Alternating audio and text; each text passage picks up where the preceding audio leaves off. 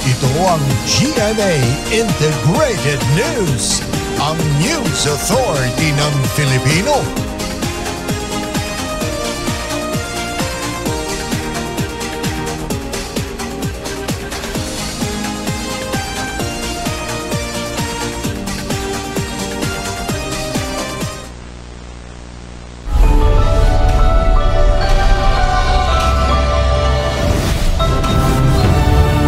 Ang pinakamainit na balita ngayong araw ng linggo. Nawala nga yan yung dragot! Totoo!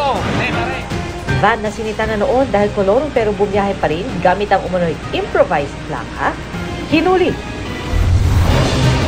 Batang babae, hinihinalang ginahas at isinilid pa sa sako sa Quezon. Chemical tanker sumadsad sa Maynila. Libo-libong litro ng asido tumapon. Magkakahiwalay na sunog sa Bulacan.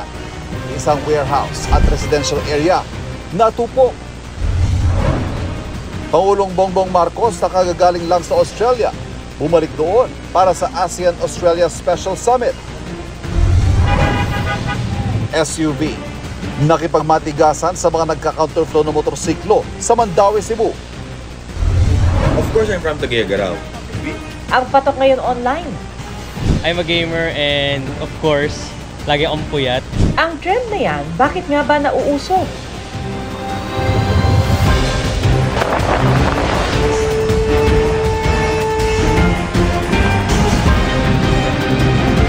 Nakatuto kami, 24 oras.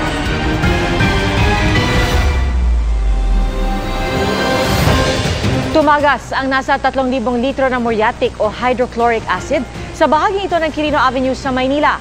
Galing po ito sa isang chemical tanker na sumadsad doon.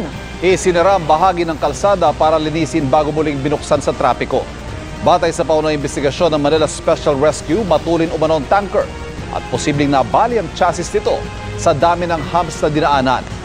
Maayos ang lagay ng driver at pahinante ng tanker. Magandang hapon po. Bistadong bumiyahe pa rin ang isang kolorong van na dati nang nasita at nagpagawa pa ito ng panibagong plaka. Pero di na pinalagpas sa mga otoridad ang driver na ang idinahilan daw, kailangan niyang kumita. Nakatutok si Jamie Santos.